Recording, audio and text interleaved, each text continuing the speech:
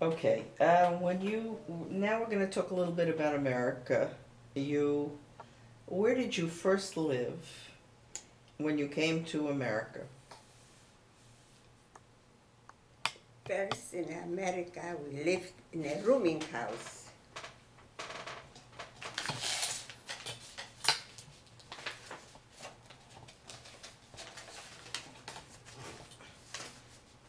You trying to show me a picture or something? Hmm? Yeah, where was the No. rooming house? We lived in the Bronx in a rooming house. Okay. After we came to our cousin,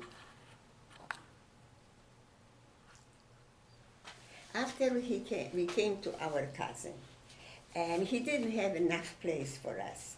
But we knew another friend who lived already in the Bronx, so we talked to him, and he said, there is a rooming house. In meantime, you can come here. So what year was this? No, this was right when, in 1950 already, because we came 1949 December, the last days of December. Okay. So this must have been 1950 January. Now, at the time you came to America, what business was your husband doing? My husband was working for his cousin, but I want to tell you something funny before, Okay. if it's of any Sure. interest. We came to this rooming house, and this woman is looking at us.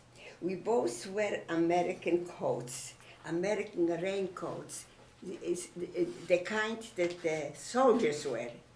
She looked at us and she asked, are you married for sure?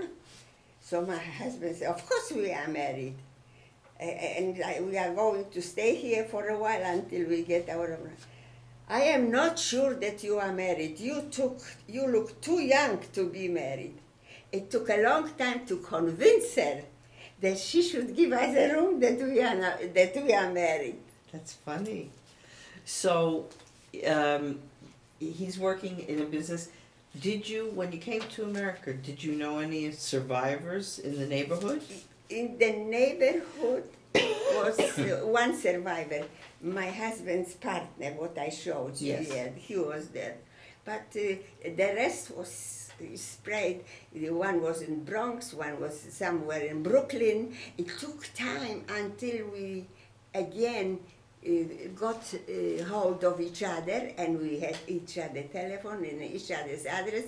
So in time, we got invitation. My little Yankele is going to be 5 years old. Come for the birthday. You know, started with the children. How'd you find each other? What? How did you find each other?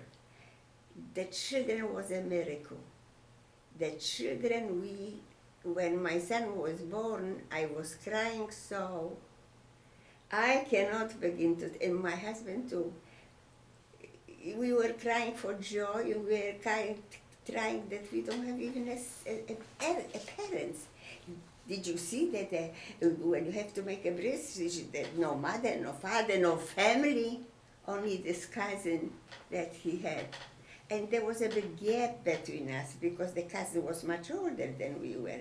But still already, whatever, we had a lot of friends, survivors, because we came to things like that.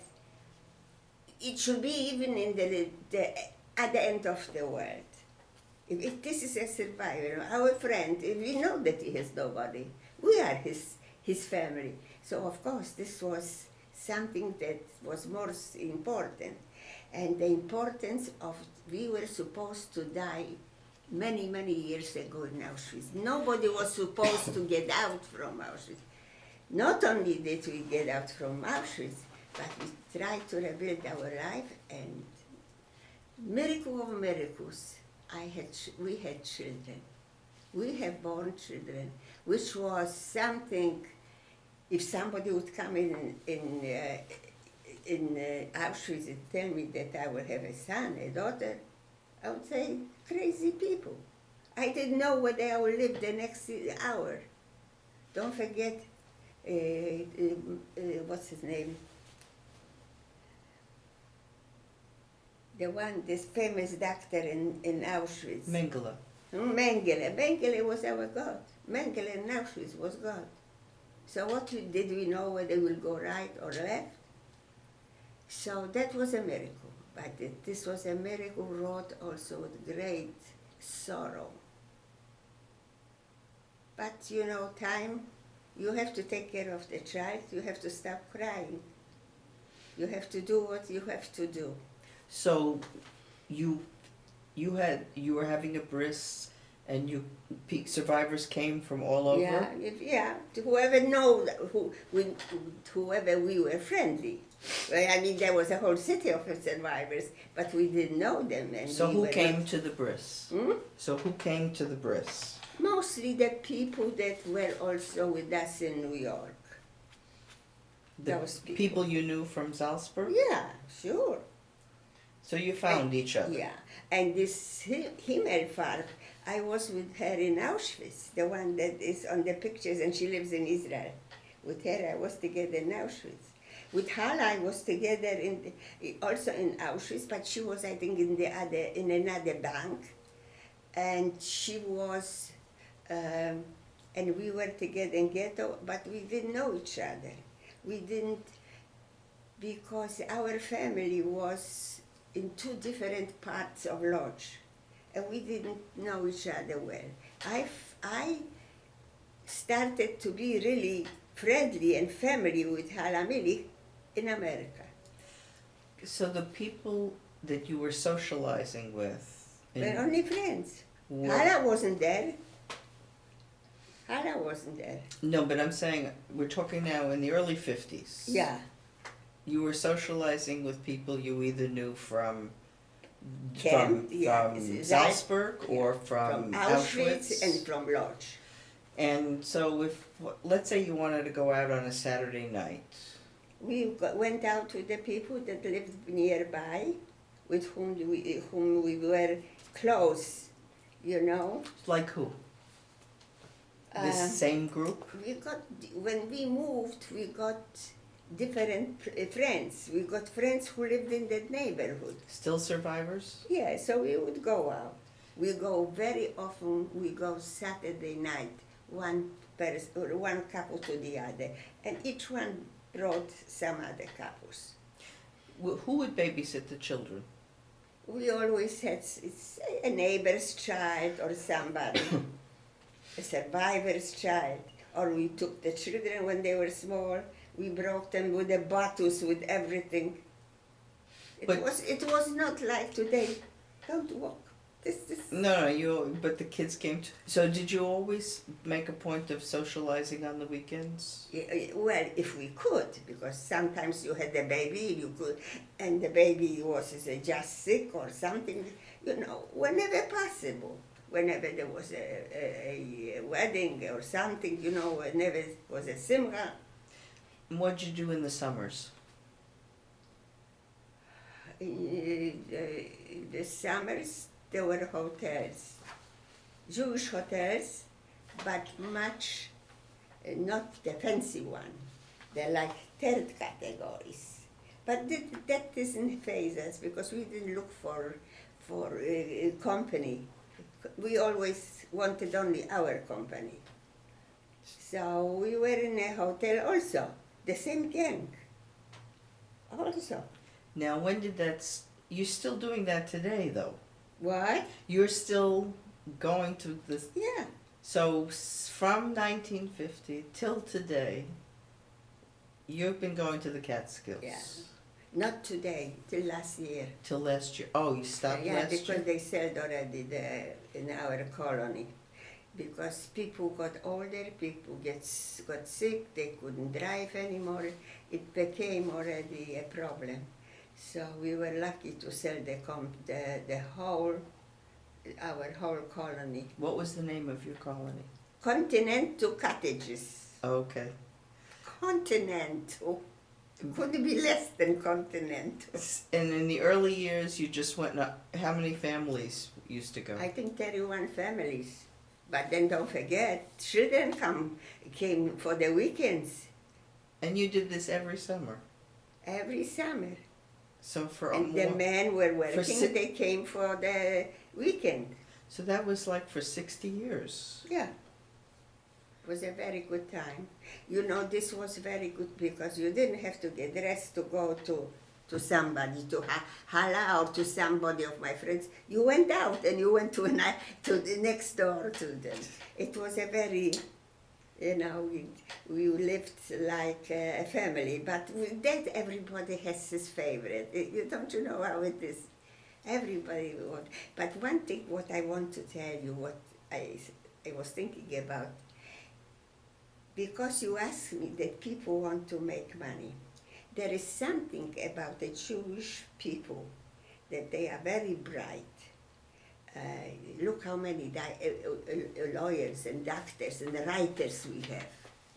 Now, new people came to America, the Russians. Do you know how enterprising they are? And the second generation is already in high schools and in higher schools of learning. And a lot of Russians came to America and to Israel with high degrees. With high degrees. They all work in the hospitals. I was lately in a hospital and there were Russian women doing big tests, MRIs and other tests. Russian women, they spoke with a very heavy accent, but they were very well educated, whatever they did. So we have, I read it that we have genes, and we have the same genes. We have the same genes that the Russian have, and from Poland or from Germany, we have the same genes. And also they said that the people, the Jewish people, have the same genes and the same problem with the same sicknesses, like Tay-Sachs, Parkinson. This is a Jewish sickness, but this is actually a sickness of East European Jews, Polacks too, and Jews too. So they say that there is some kind of a correlation between the genes, why we are so smart, why do we have so many Nobel Prize winners? As far as our membership, we are a small group. Jews are only 13 million Jews in the whole world. And no matter what country we go, somehow we blossom.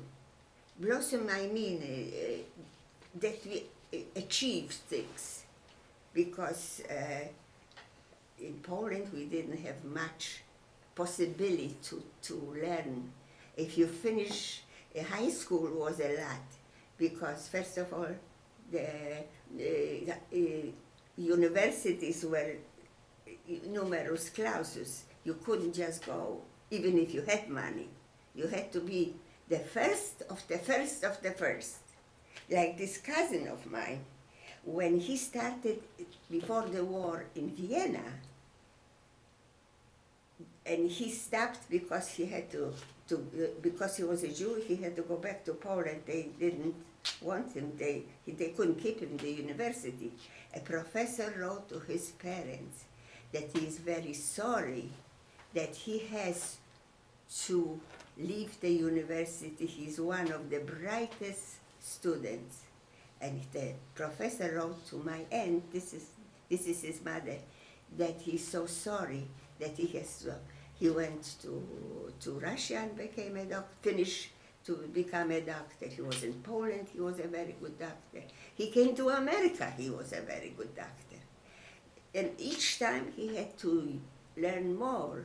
He had to learn the way it was in Poland, the medicine. He had to work everywhere in America too. So there is some kind of a correlation that we are very this, but we are subject to many diseases, which are mostly with East European Jews. Now let me ask you a question. I am going away from the... Yes, I know. It's I'm okay. sorry. It's all right. In terms of the friendships you've had, you've spent 60 years with the same people, going to the summers, the same people going to bar mitzvahs. Doesn't matter that we didn't fight. And we had, but mostly about the little things. I mean, there was no fight about great things, you know. It was, No, it's probably yeah, it's the nature, How- human nature. how important a role did they, or how important a role did they play in you, since you lost your family? Would you say that they were your family? They were like your family? Yeah, because I had nobody. And we were since so many years together. That was already like that. It happened that we were like, first of all, we understood each other. We understood the good and the bad, what we went through.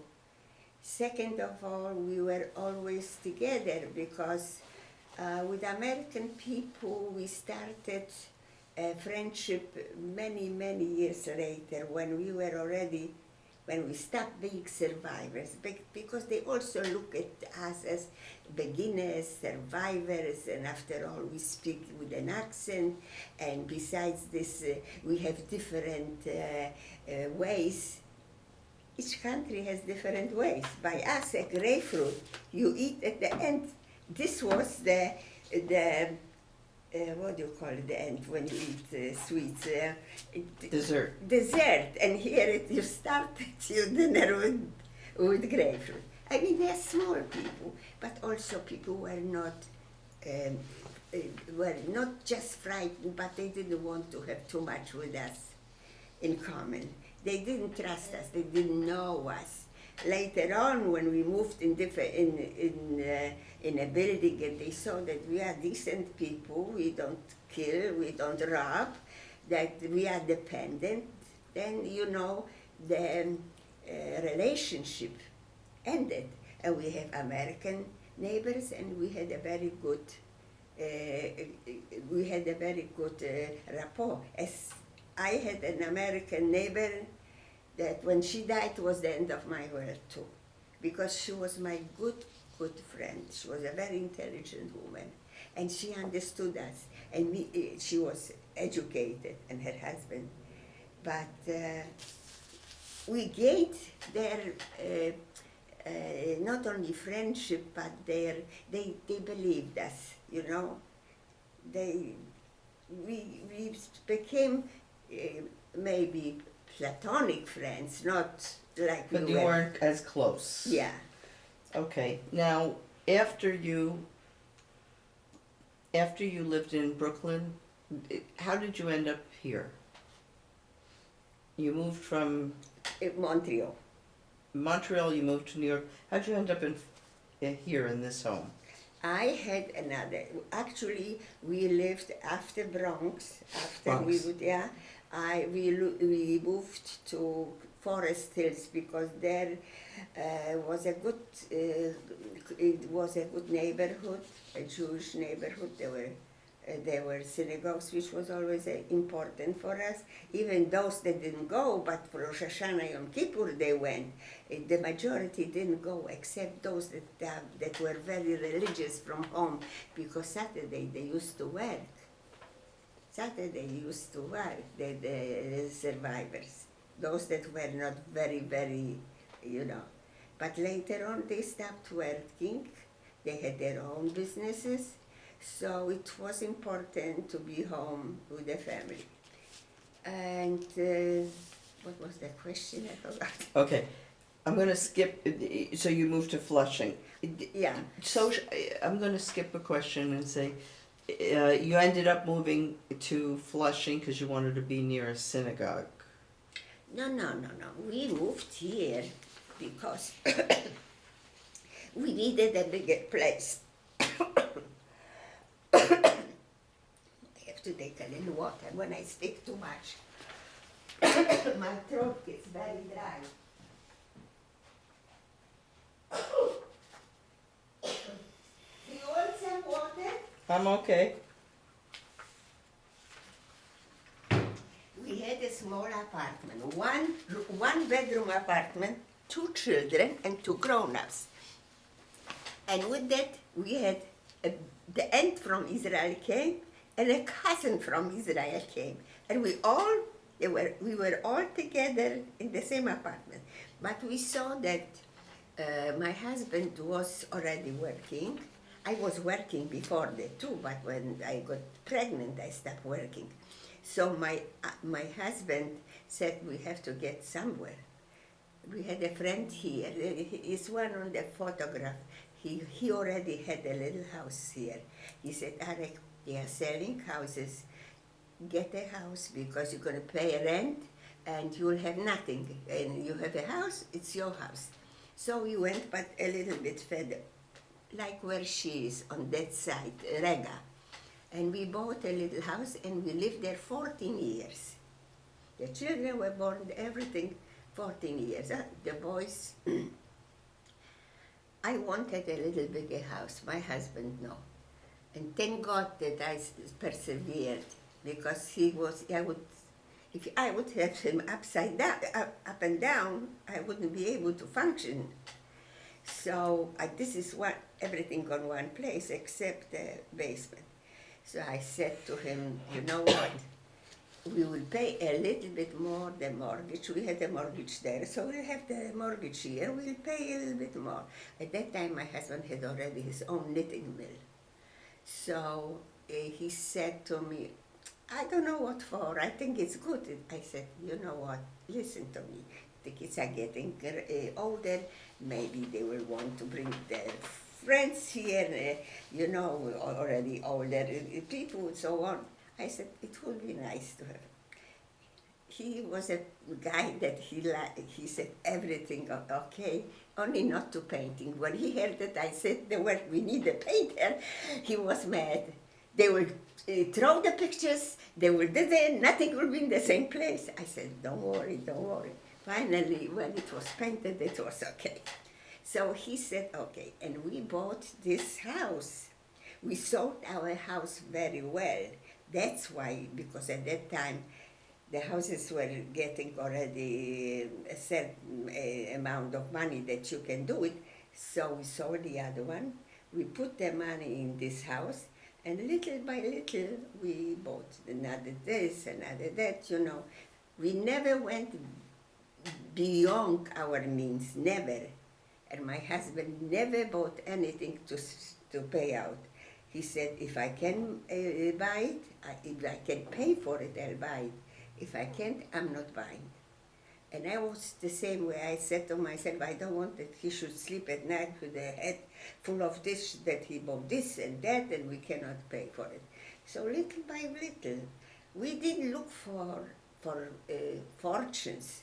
And he worked so hard. He worked from 5 and 6 o'clock in the morning and used to come 6, 7, and sometimes 8, and sometimes Sundays. So he stopped working on Sundays when my daughter went over to him and she said, you're sending us to a yeshiva and you are working, you're coming here Saturday with a car. So he said, I promise you I stopped working. And the next weekend, if I would ask him, he wouldn't do that. So it was your daughter? But she said, for the children, he was ready to kill himself. Oh, good. Now, I want to switch the subject a little bit and say, you must have been members of organizations, like societies. Which societies were you active in? I was the president of Hadassah for 10 years. How about Krakow or anything like that? Krakow, Lodge, any? We are going always, because we have a lot of friends from Krakow. We go to their organization too, if they have let's say meetings, or lately we didn't go because I'm talking about the early years. In other words, between 1950... we had a lodger society which was one of the biggest. Tell me about that, and tell me when you were active. That was a society that was started by the previous people who came to America, previous generation. There was a big society, lodger society, and this from the little places around Lodz. They said they were from Lodz too. They were born, let's say, in they were born Pabianice, which was a throwaway from Lodz. They said they are Lodger, and they, of course, were welcome. And in that society, we had many, many years that we spent a lot of money for Israel. Everything that we made went to Israel. We had all kinds of meetings with card playing, with dinners, with dances, with New Year's, you name it. Now, who, besides you and your husband, who was also part of this? Hala Mili, Hala Weiss, everybody that Give was me from just- our people. Who else? The lodger, no, everybody that was on Everybody in your pictures. Yes. So that was a big part of your social. What years were you involved? That was social, and this was also always had a reason, and the reason was to support Israel. We built an orphanage in the places. I have it on my tongue. And one of the museums is also in the Tel Aviv, is also built by the lodger. I mean, we built something, not the whole museum. And whatever was for Jewish causes. And we also gave people who didn't have money, who couldn't afford, who were, it was like a Gemelus Hasudim Kasse. You say anything, whoever needed, that's it. How many years were you involved? What? When did you start getting involved with Lodja? I lived here already. Yes, I lived here, and the kids were a little bit older. They started school, so I had more time to do it. So I started here when I was living here, but I also worked for Hadassah. The cousin that sent my husband, the Riza, his wife was a long member of Hadassah, even Viso in Europe. They lived in Germany, in Berlin. And when she came to America, she came before us. They were not in a concentration camp. She said to me one day, she took me to Hadassah. And I said to her, what are you taking me there? I am not a rich woman who came here because there were rich people in that Hadassah. I said, I'm not a rich, we are working, and we cannot afford them. We came to meeting. The woman made a spread, a wedding. And they all spoke German or French, very fancy people. And she said, one day, you have to go to be in Hadassah. And that's how it happened. And how did it happen? I lived here, and somebody told me, that there is a Hadassah, a Polish Hadassah. I went there one time to make sure. I opened the door, everybody speaks Polish. I said, oh, I found my Hadassah. Oh, that's funny. Everybody was speaking Polish. There was a Jewish woman who started at Hadassah. Yeah. Oh, gosh. And then we were And then you stayed involved. all of us were involved. Okay. Now you must have gone during the bar mitzvah years to a lot of bar mitzvahs. Yeah.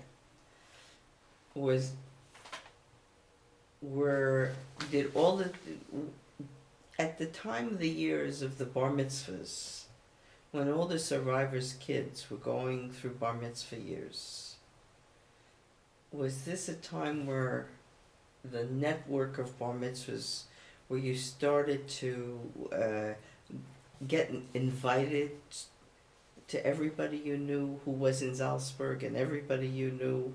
Not everybody could come. People. No. Were you invited?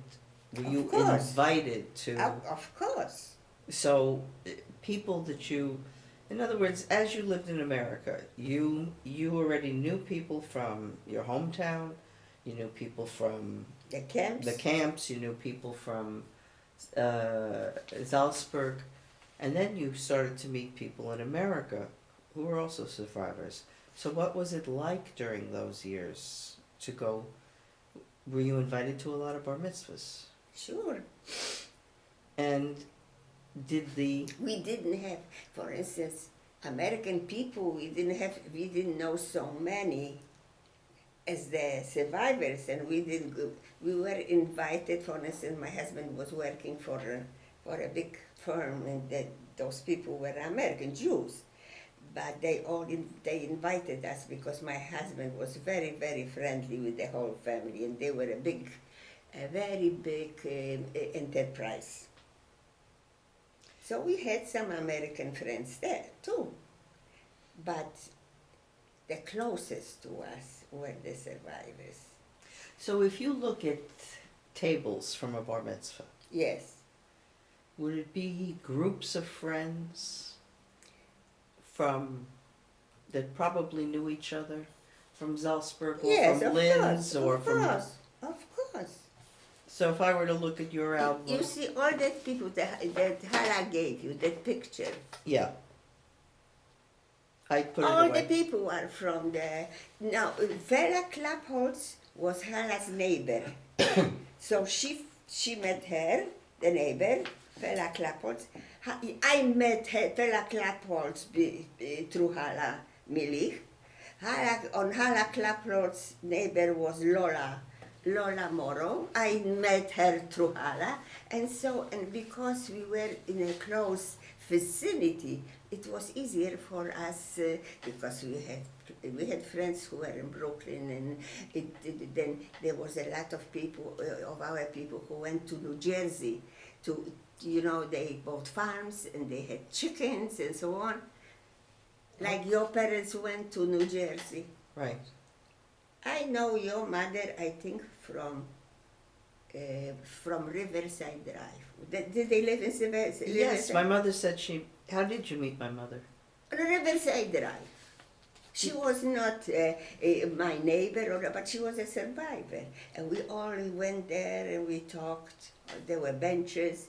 It's a beautiful section, Riverside. Now you should see. No, but tell me, were you just walking? No, we always sat in groups. So one said, "Do you know her? She's Genya Litfok. She lives here in the second house." And that's it. You didn't have to say more. And that's how you met? If you say survivor to the survivor, it's enough. It's enough. We knew already this is our people. We called it our people. Excuse me one moment.